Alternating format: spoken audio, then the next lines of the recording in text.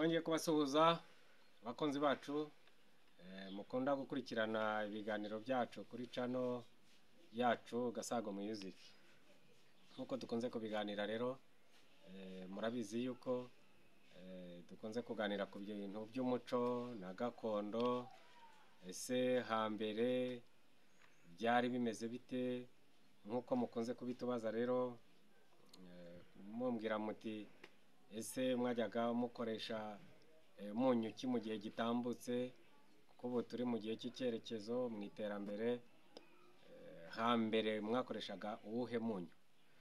Mwakunze rero kujya mubimbaza muri za commentaire zanyu, turanabibashimiye. Mba ngira ngo n'ubundi dukomeze tugende twibukiranya nkuko mwagiye mubidusaba.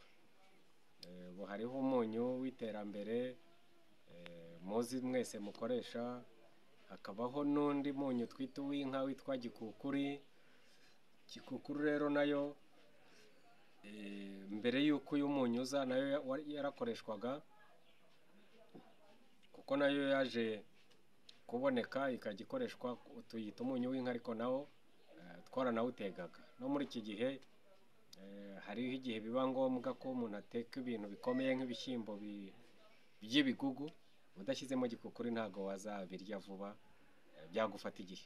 Nyuma rero reka turebe icyo Bibiliya ivuga ku byo tugiye kuganira. Turebe mu gitabo cya Yobu mu bice 8 umurongo wa 11. Yobu 8:11. Urufunzo rwakurira ahadatose, cyangwa se urukangaga rwamera ahatari amazi? Twagira ngo turebe ijambo tujye kuganiraho uyu munsi wa none, ari wo munyu watekwaga mu gihe cyo hambere. Turareba ku rukangaga, ndetse ko rutari umunyu gusa havagamo ibintu byinshi. Nk'abantu bakuru ubuho ntago mwapfa no kubimenya. Rwakunze gukoreshwa mu miteguro, mu mitako, ariko hari n'akandi kantu gakomeye cyane. Muzi ko twakunze kuganira ku bintu bya gakondo cyangwa se by'ikinyarwanda bikaze. Rwakoreshwaga no mu gihe cyo kuzingura umugore uri kunda. Reka twikomereze ibyo twagiye tubiganiraho mu bintu byinshi.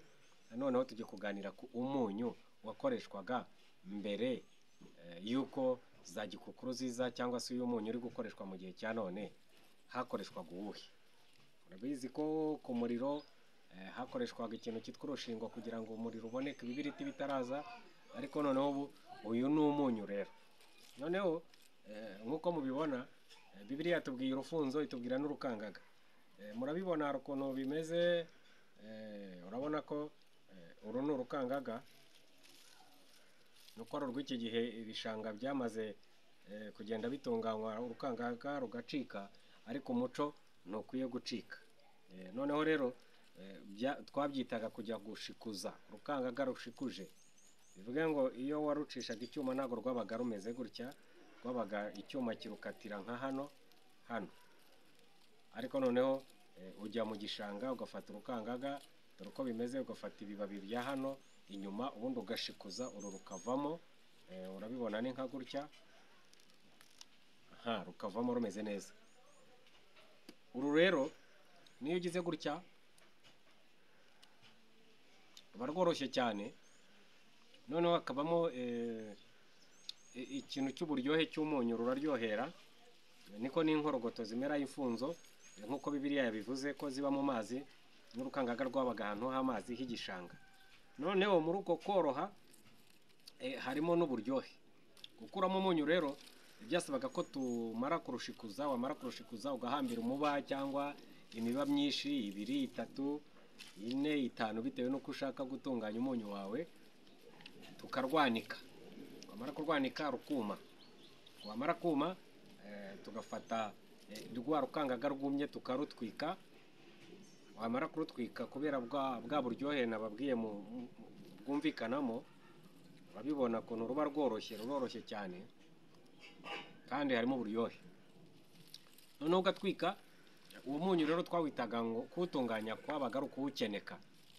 Ivu ukaribika ahantu hasukuye, ukajya ufata rya vu noneho ushaka gukuramo umunyu, ukarishyira ahantu mu rukebano cyangwa se ku mbehe ugakeneka, ugafata ivu, ugafata umunyu, wamara kurikoramo umunyu, ugafata amazi, ugafata ivu, ugafata amazi, ugasukamo, ugakeneka, ivu rikajya rikicangura, amazi akazaho hejuru, ugafata ya mazi rero ukayashyira mu biryo wateguye ugasukamo. Ubwo umunyu ukaba urabonetse bitewe na bwa buryohe burimo hano mu rukangaga cyangwa se urufunzo. Muri iki gihe rero cyo gutunganya ibishanga, urukangaga rumaze gucika, ariko ubundi si uwo mumaro gusa rwagiraga, havagamo ubwatsi bwo kuboha ibirago kimwe n'udusuna, hakavamo imisambi cyangwa se uruhago. Iyo bwabaga ari ubwo gutunganya ibyo by'imitako y'inyegamo n'ibindi, byasabaga kuruboha, bigasaba kubanza kuruhonda, umuntu akarukaraga kugira ngo runoge, ukanika rumaze gutungana, warangiza ukabohamo ikirago, umusambi cyangwa uruhago. Nkanjye mu gihe cyanjye njya kwiga natwaraga ikayi n'urubaho, twandikaga, icyo gihe twandikisha amatushi, twabitwaraga mu ruhago. Uruhago washoboraga kurutwaramo impamba, uruhago washoboraga kujyana ku rugendo, cyabaga ari igikapu, ukaba watwaramo imyenda ugiye ku rugendo. Hanyuma muri iki gihe rero cyo gutunganya za Made in Rwanda, uruhago rwaribagiranye kuko rwabaga rukoze mu bintu nk'ibi, ariko n'ubundi hari ibikapu barimo batunganya byo mu birere, ariko ntekereza ko birya birere ufashe uruhago, agasuna cyangwa igikangaga ukagitunganyamo uruhago, rwarushaho kuba rwiza kurenza turiya turere. Natwo ni twiza, ariko agasuna n'igikangaga, nuko bikangaga byacitse, ibirere byo biracyaboneka, agakangaga kagira uruhago rwiza cyane, ugakubitaho umushumi, ugakubita hano, niko twabitwaraga. Urumva rero urukangaga rufite umumaro mwinshi cyane nk'uko twagiye tubiganira. Rwagiraga umumaro, si ibyo gusa, havagamo ibyo kurya by'inka, rucyoroshye inka zikarurya, rwamara gusaza rukavamo icyarire, kigakoreshwa mu bintu byo gutunganya ifumbire yitwa imborera.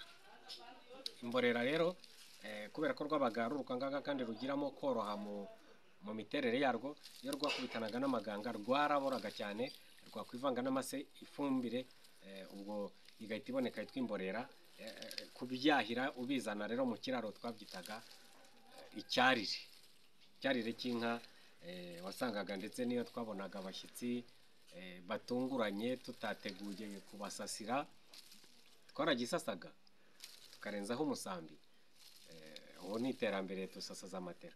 Ariko icyo gihe noneho wafataga ku cyarire cy'inka ahantu humutse hatabayemo imvura, nk'iyo habaga ari mu mpeshyi, ugafata ku cyarire cy'inka ukazana ugasasira abashyitsi, ukarenzaho imisambi n'ibirago, abashyitsi bagasusuruka. Urukangaga rero urumva rufite umumaro. Nguko uko twatunganyaga umunyu. Abandi bavuga bati imyunyu ya kera yabaga imeze ite, ngaya amatsiko numva muyashize.